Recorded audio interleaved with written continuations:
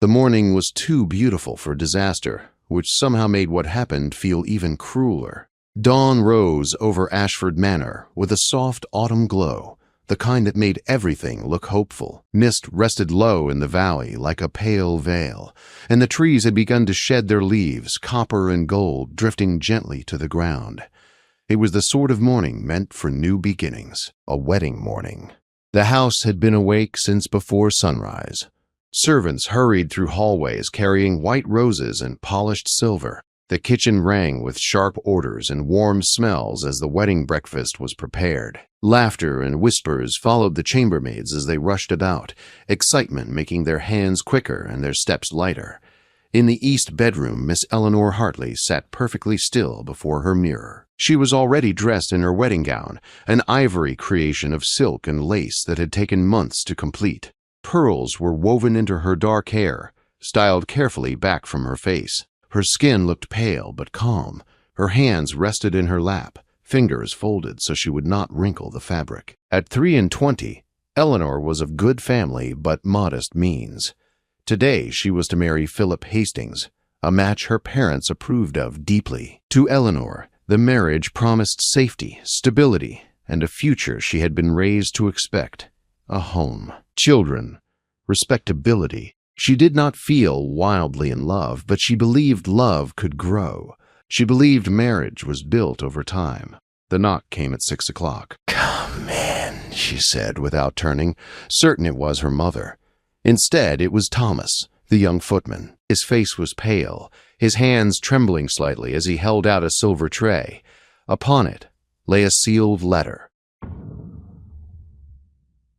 "For you, miss," he said quietly. Something in his expression made Eleanor's stomach tighten before she even touched the envelope. The seal bore Philip's family crest. Her fingers felt numb as she broke it open. At first, the words made no sense.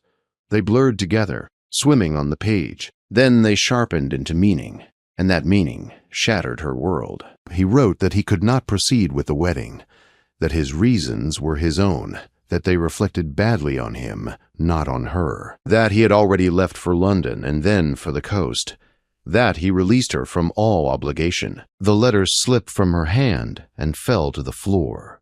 Eleanor stared at her reflection in the mirror, a bride with no groom, a woman dressed for a future that had vanished in a single page of ink. The house continued around her, unaware. Servants still rushed. Bells still rang.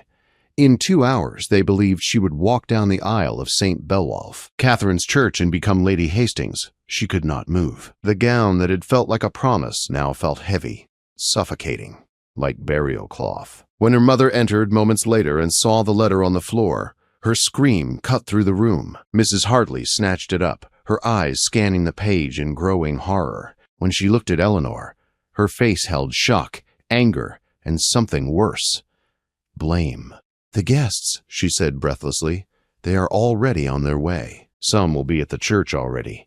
What are we to tell them?" Not once did she ask if her daughter was well. Eleanor heard the words as though underwater. The true terror was not her broken heart. It was the public ruin. 200 people were riding toward the church expecting a celebration. Instead, they would witness her humiliation. Her father arrived soon after, his face drained of color as he read the letter. "This is catastrophe," he said, staring past Eleanor. "We are ruined." She understood then that she was not being seen as a daughter, but as a failed hope, a future that had collapsed.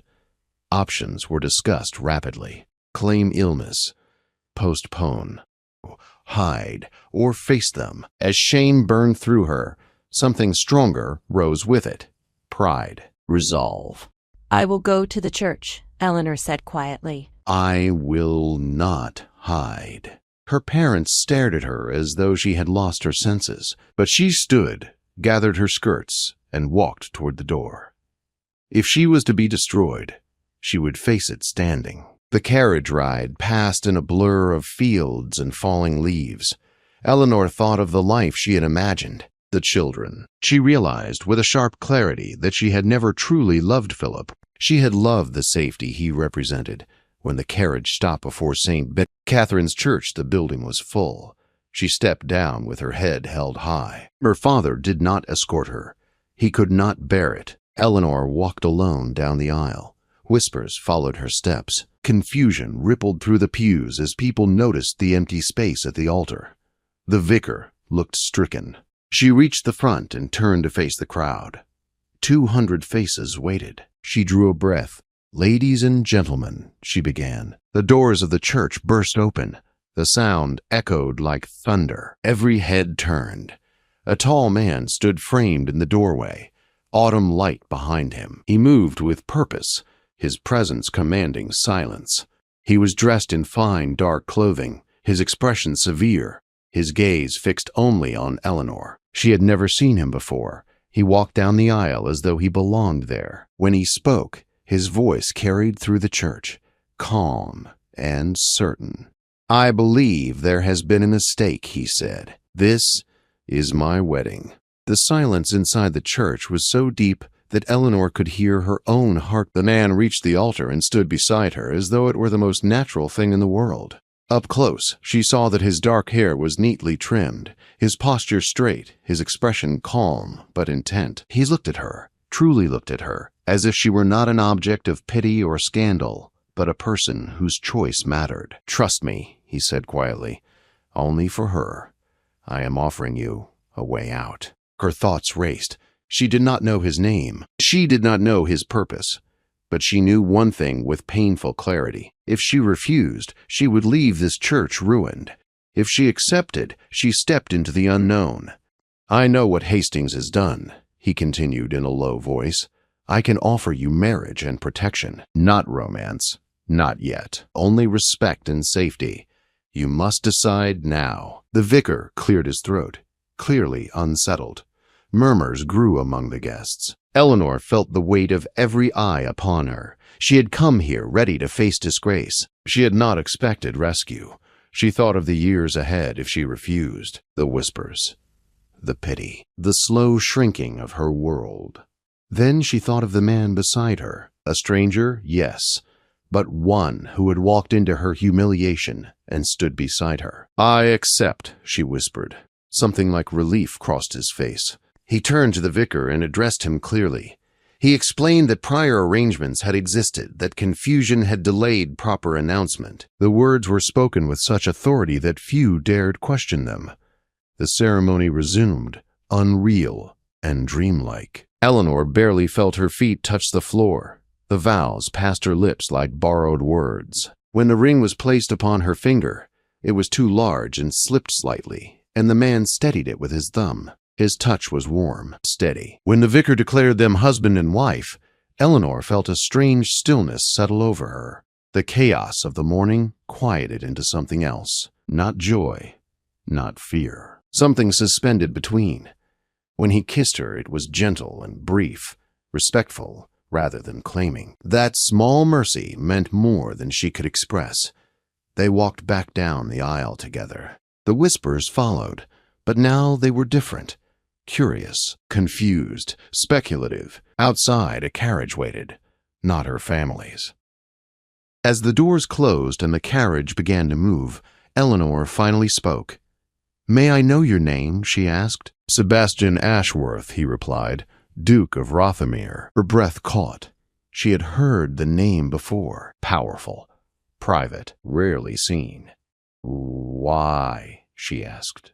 "Why do this?" He looked at her for a long moment before answering. "Because I have stood where you stood," he said, "and I wished someone had offered me a choice." He explained about Hastings' debts, about the flight, about the knowledge that had reached him too late to warn her. He spoke without cruelty, but without excuse. Eleanor listened, numb, yet oddly calm. When they arrived at Rothermere Hall, she felt the full weight of what she had done.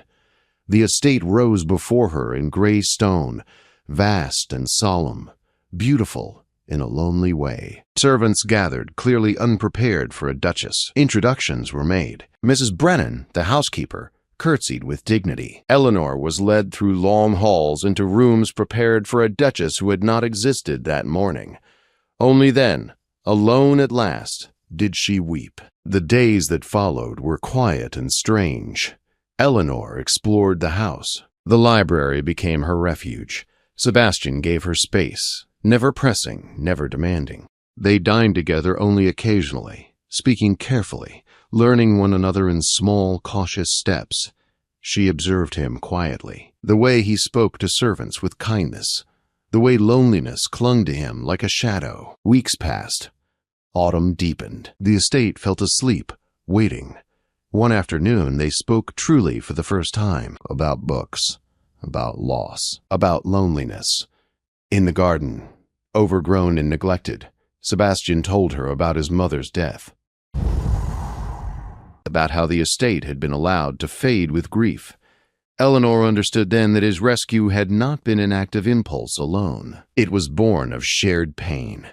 "I did not marry you out of pity," he said quietly. "I married you because I recognized you." Something shifted between them that day. They began writing together, managing the estate together, sitting in the library reading aloud as evenings grew cold. The marriage remained unconsummated, not from distance, but from care. From patience. During a violent storm one night, Sebastian came to her door when he heard the thunder frightened her. He stayed. They talked until dawn. Something fragile, but real, took root. By winter, Rothamir no longer felt quite so empty.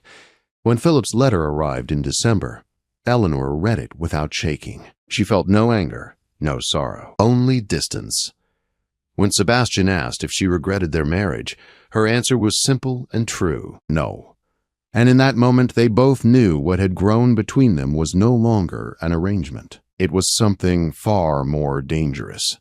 Something real. Winter settled over Rothamir Hall like a deep breath finally released. Snow came early that year, soft at first, then thick and steady, covering the grounds in white silence. The house, once so quiet it felt abandoned, began to change.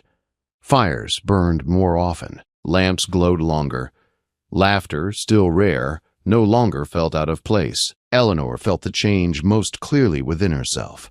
She was no longer living as a guest in borrowed rooms. She moved through the house with purpose now, giving quiet instructions, learning the rhythms of the estate.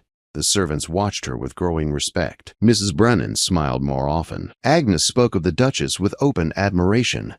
Sebastian noticed everything. He noticed how Eleanor paused to speak with servants instead of passing them by, how she learned the names of tenant children, how she listened. One evening in early December, they sat together in the library as snow tapped against the windows. Eleanor read aloud while Sebastian watched the fire. When she finished the passage, silence followed, warm and unhurried. "I used to dread winter," Sebastian said quietly. "It always reminded me of what was missing." "And now?" Eleanor asked. He looked at her, truly looked at her. "Now it feels like a beginning." Something unspoken settled between them. Christmas approached, and Eleanor insisted Rothamir should be filled with light. Evergreen branches were brought in. Candles lined the halls. A tree was raised in the great room for the first time in years. Sebastian watched her direct the work with quiet awe. On Christmas Eve, the house glowed. Later that night, beneath mistletoe, hung without comment by the servants, Eleanor kissed Sebastian first. It was not planned. It was simply inevitable. The barrier between them dissolved with that single choice. Their marriage truly began that night, not in ceremony but in trust, in tenderness, in certainty. The weeks that followed were gentle and fierce all at once. They learned each other in small ways. How Eleanor liked her tea. How Sebastian grew quiet when lost in thought. How both carried old fears that softened when shared. By January, Sebastian no longer slept alone. By February, Eleanor discovered she was with child. The knowledge filled her with joy and fear in equal measure. When she told Sebastian, he knelt before her, as though she had given him a miracle. "A child," he whispered. "Ours." He became fiercely protective, sometimes too much so. Eleanor laughed and reminded him she was still herself. Spring arrived slowly. Crocuses broke through frost. The gardens stirred. They planned the future together. A school for the village children, repairs to neglected cottages, a return of life to land that had waited too long. Eleanor had found her purpose. Sebastian had found his partner. Then the doctor spoke quietly of risk, of danger. Sebastian heard death in every careful word. Eleanor saw the fear in his eyes and took his hands. "We will face this together," she said, "as we always have." Labor came in early summer. It was long. It was painful. It tested every breath Eleanor took and every prayer Sebastian whispered. He refused to leave her side. At dawn, their son was born, strong, crying, alive. Eleanor lived. Sebastian wept without shame. They named the boy James. The house celebrated softly, reverently, as though afraid joy might shatter if spoken too loudly. In the weeks that followed, Eleanor recovered slowly, the baby always near. Sebastian hovered, learning fatherhood with the same care he gave everything else. Rothamir changed. The gardens bloomed again. Children laughed in the village. The school opened by autumn. People spoke not of scandal now, but of love, of a duchess who listened, of a duke who smiled. Years later, Eleanor would sometimes think of that morning at Ashford Manor, of the letter, of the ruin she had believed awaited her. She would think of the church doors opening, of a stranger who offered her a choice, and she would hold her son closer, look at the man beside her, and know with certainty that the worst day of her life had been the first step toward everything that truly mattered. Because sometimes salvation arrives not as comfort, but as courage, and sometimes love begins where all hope seems lost.